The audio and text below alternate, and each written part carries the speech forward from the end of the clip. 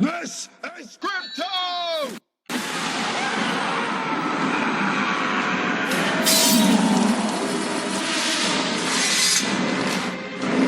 Matt King tells us how the huge move by Elon Musk could further launch Bitcoin into the financial mainstream. I don't really expect we're going to see Starbucks taking it for $5 coffees. It doesn't really play well in that market yet.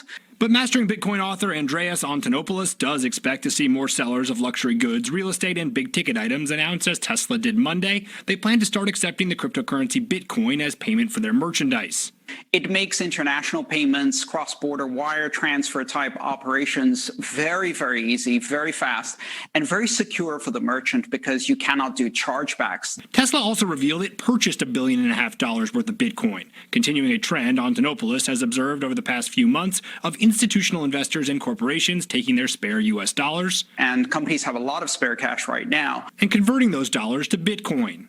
Presumably to hedge their inflation risk. Bitcoin's capped its total number of coins created at 21 million, protecting the cryptocurrency against inflation. Tesla's announcement Monday and some recent tweets from company co-founder Elon Musk set an already surging Bitcoin to a new all-time high. When they speak, the market moves. Antonopoulos sees Bitcoin's recent movement and the similar upward movement of fellow cryptocurrencies as a continuation of the kind of online-driven outsider trading we witnessed when a group of Redditors drove up the price of GameStop by a factor of 20 last month. They can't shut this one down.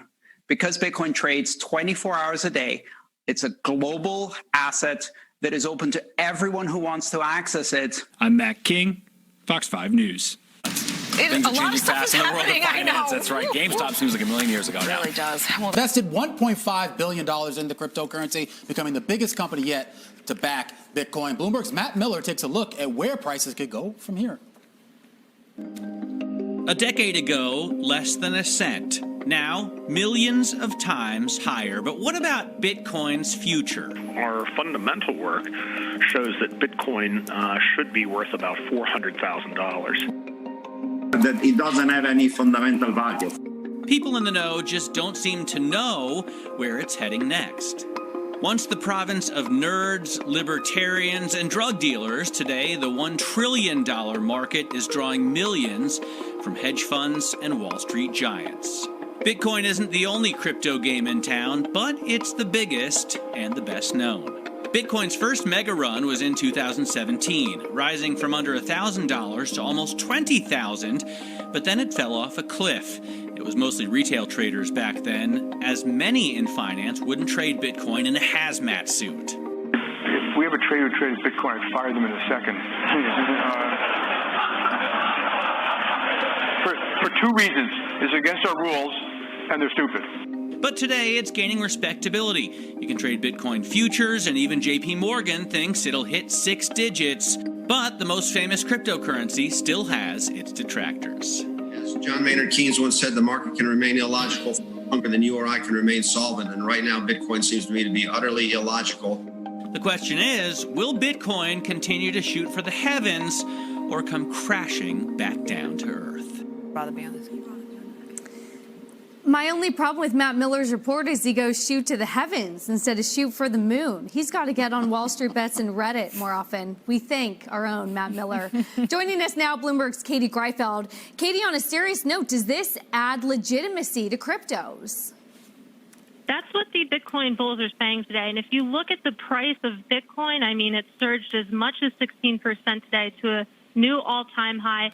That's what the market's saying as well, because while you have had companies like MicroStrategy and Square have made these kind of investments before, have moved some of their cash balance sheet to Bitcoin, obviously Tesla is by far the biggest company to undertake something like this. They are an S&P 500 member, so it does add a degree of legitimacy to digital assets, which is why you're not just seeing Bitcoin rally today, but across the crypto spectrum, you're seeing all of these coins rise in tandem. And many saying this certainly isn't going to be the last company to do this. I mean, as we said, already had MicroStrategy, already had Square. RBC today writing about how Apple could get into the crypto space, maybe for using its wallet, maybe becoming some sort of an exchange.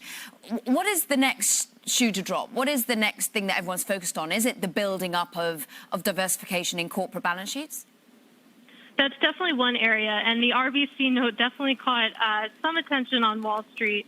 Apple seems to be less likely, is what I'm hearing from analysts I talk to, but it's interesting to see Tesla go through with this because there was an interesting exchange on Twitter between Tesla CEO Elon Musk and MicroStrategy CEO Michael Saylor in December, in which Saylor did urge Elon to make a move like this and said that, if Tesla did this, you'd see a lot of other companies follow. Yeah. So in terms of what's next for the space, I think you will see a lot of focus on whether we see similar types of moves where treasurers and corporate treasurers just diversify their balance sheets a little bit and add some Bitcoin exposure.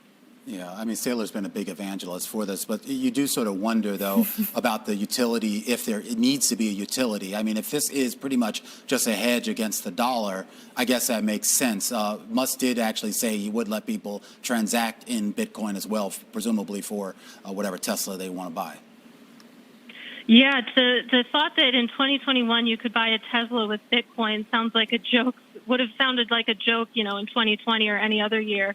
But apparently that's a possibility now. But you have seen the industry start to pitch Bitcoin more as a digital alternative to gold rather than a means for payment. But I will just note, if you look at the volatility of Bitcoin, that is what gives a lot of treasurers pause.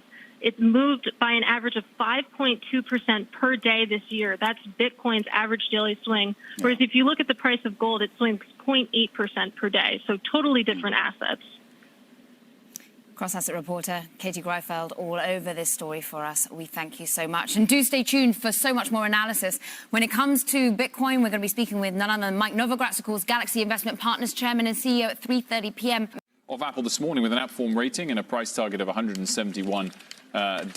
Good to see you, Mitch. Thanks so much for joining us. I mean, let's start on that particular topic about whether Apple should start to get it more broadly into the crypto space, Bitcoin in particular, and whether you think it could be an opportunity for them.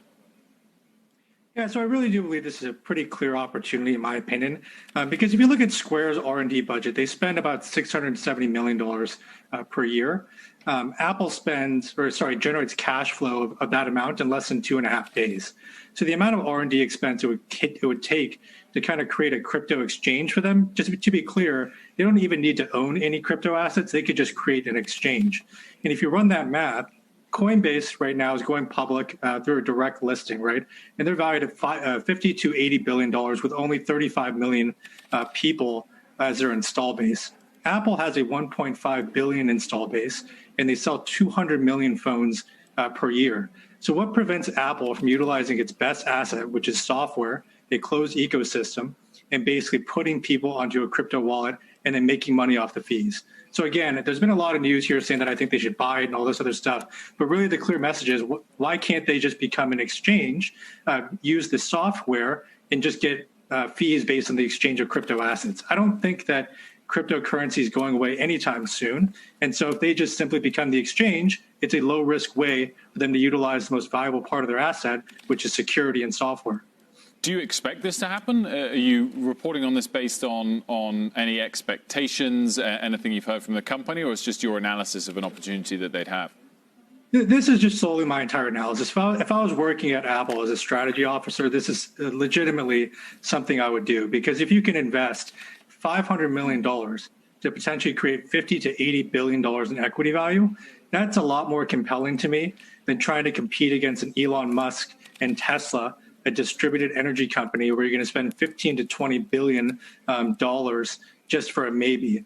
Just for full disclosure here, I do own GBTC and Telsa, so I don't want people to believe that I'm trying to make any sort of nefarious activity here or anything like that. But it just doesn't make any logical sense, right? If you have a 200 million person install base and you can create value out of that with just creating a small exchange, why wouldn't you do it? So far, the feedback from investors I've gotten is that it sounds like it's out of left field. But again, if you don't think that exchanges are going away anytime soon, why wouldn't you do this? Well, I think two reasons. One, it could open you up to all kinds of new regulatory scrutiny when they're all focused on Bitcoin, becoming a Bitcoin exchange. But also, I mean, you're assuming the big gains if the price continues to go up, which I'm not sure that that's necessarily a universal idea. A lot of people still think this is a massive bubble and it's worth nothing. So again, they don't even have to own the Bitcoin, right? So that second part, I don't agree with that. What I'm saying is they can basically just be the exchange. Let's say you wanted to buy a Bitcoin or a fraction of a Bitcoin. You just go in your Apple Wallet and you click buy. They take a 0.01% fee or something small, right? Then at that point, you're just making money on the exchange. And then in terms of the regulatory part, Tesla's involved now. Square's involved now. You also got MicroStrategy involved, right? PayPal's involved. They did it legally, right, in a closed system. Again, a closed system guarantees that you can't take something off the exchange because they're keeping it within the ecosystem. So why wouldn't they be able to do the same thing?